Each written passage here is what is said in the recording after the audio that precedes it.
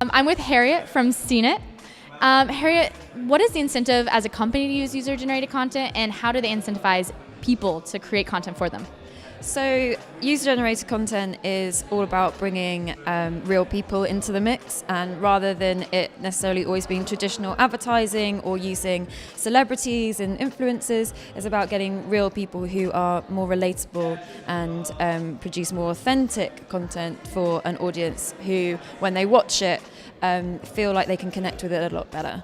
And I suppose that's why brands should use it, but for the people who want to get involved in that, the reason that they would do that is because they care about what that brand has to say. They've got an affiliation with them somehow, they're a real champion or an advocate of it, and they're really passionate about that topic of conversation that they want to engage with. And I think that's a key thing, is about engaging in a conversation. It's not about reaching out to people and trying to collect stuff from them. It's about growing and nurturing a community of people and fostering them to become a great group of people that you can create with continuously.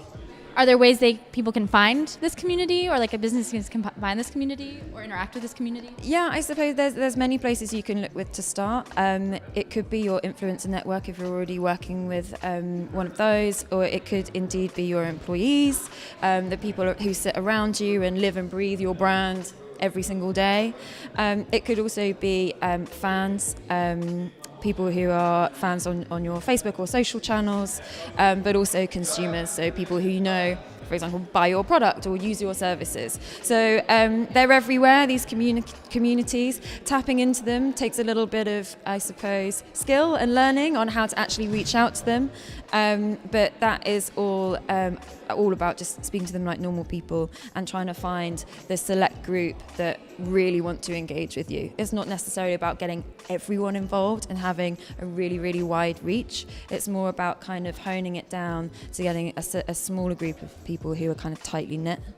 Awesome. And for those kind of maybe less sexy companies, some B2B companies, how do they get on board with user-generated content? I think the first place I would say for those guys to go is to look to their people, the people that are within their company and their organisation. They're obviously amazingly talented and driven and ambitious, and I'm sure have a lot to say about those organisations and what they actually do. And what B2B organisations can do is actually leverage that as an opportunity to give them a voice, allow them to be heard, and a platform and a stage to express their own creativity and their own opinions. Okay, and another issue that kind of arises with user-generated content is copyright issues. I was wondering if you could dive into a little more of that and what that means for companies who want to start using user-generated content. Sure. So traditionally, I suppose it would be like a normal production method where you would ask the user for rights. How you do that could be anything from an email, from a phone call, from a form, whatever it is that you do. The way that we do it at CNET is that it's all inbuilt into the app. So you have to accept terms and conditions which hand over the license to the content to the project manager, and it's all done in there. And you can't actually upload anything until you've signed off those terms and conditions. Okay, awesome. Thank you very much.